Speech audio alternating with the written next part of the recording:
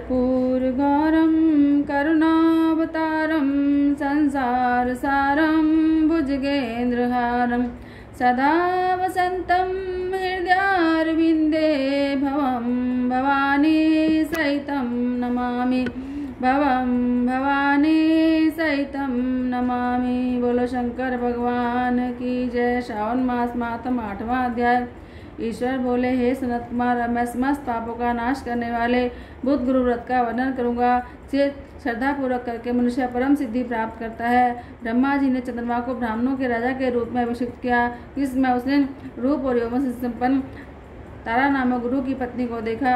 उसके रूप पर मोहित हो गए और उसे अपने घर में लाकर रख लिया। इस प्रकार बहुत दिन बीतने पर उसे बुद्ध नामक एक पुत्र हुआ, जो बुद्धिमान, सौंदर्यशाली तथा सभी शुभ लक्षणों से युक्त था। गुरु बृहस्पति को ज्ञात हुआ कि तारा चंद्रमा के घर में है। तब उन्होंने चंद्रमा से कहा, मेरी पत्नी वापस कर दो। लेकिन चंद्रमा ने वापस नहीं किया। तब बृहस्पति ने देवताओं की सभा में जाकर देवराज इंद्र को यह वृत्तांत बतलाया और कहा कि हे शक्र, आप देवताओं के राजा हैं, अतः अपनी आज्ञा से आप उसे बोलें, अन्यथा उस चंद्रमा के द्वारा किया हुआ पाप आपको लगेगा, क्योंकि शास्त्र निर्णय के अनुसार प्रजा के द्वारा किए हुए पाप को राजा भोगता है। पुराण में भी ऐसा कहा गया कि दुर्बल का बल राजा होता है। गुरु का यह वचन सुनकर चंद्रमा ने कहा कि मैं आपकी आज्ञा से तारा को तो दे दूंगा, किंतु इस पुत्र को नहीं दूंगा। शास्त्र के अनुसार विचार करके देवताओं ने उस बुद्ध को चंद्रमा को दे दिया। इसके बाद गुरु को उदास देखकर देवताओं ने उन दोनों को वरदान प्रदान किया, हे चंद्र, अब तुम घर जाओ, यह तुम्हारा भी पुत्र है और बृहस्पति का भी है, और यह तुम्हारा पुत्र ग्रहों में प्रतिष्ठित होगा। हे सुराचार्य, आप यह दूसरा विश्व वर ग्रहण कीजिए कि बुद्धिमान व्यक्ति आप दोनों बुद्ध गुरु का व्रत मिलाकर करेगा तो उसकी संपूर्ण सिद्धि होगी। यह सत्य है, इसमें संदेह नहीं।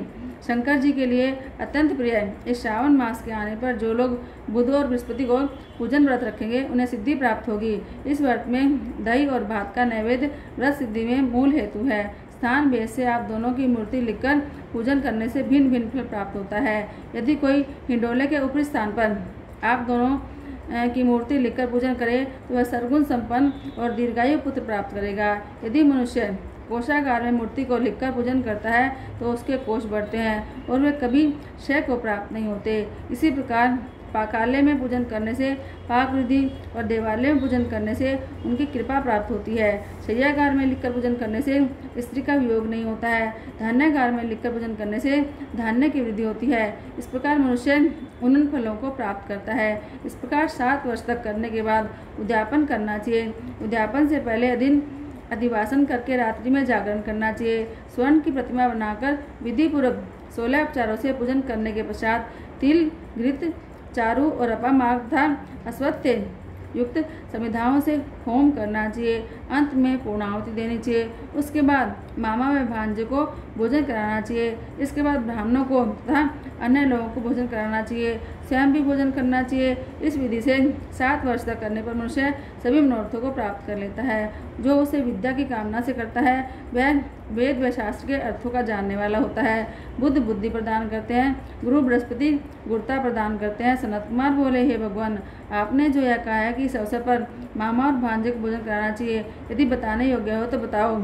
ईश्वर बोले, हे सनत कुमार, पूर्व काल में अंत्य दीन और दृढ़ कोई 2 ब्राह्मण थे। वे दोनों मामा भांजे थे।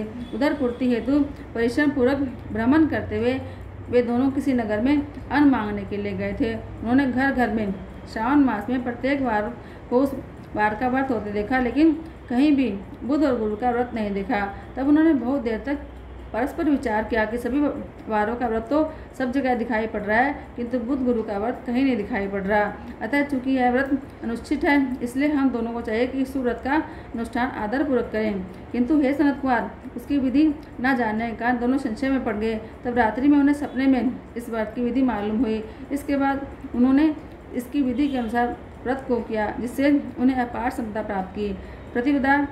प्रतिदिन उनकी संपत्ति बढ़ने लगी और सभी लोगों को ज्ञात भी हो गया। इस प्रकार 7 वर्ष तक करके वे पुत्र पौत्र आदि से संपन्न हो गए। उसके बाद उनके ऊपर प्रसन्न हुए बुद्ध और गुरु प्रकट हुए और उन दोनों को यह वर दिया कि आप दोनों ने हम दोनों के निमित्त इस व्रत को प्रवर्तित किया है।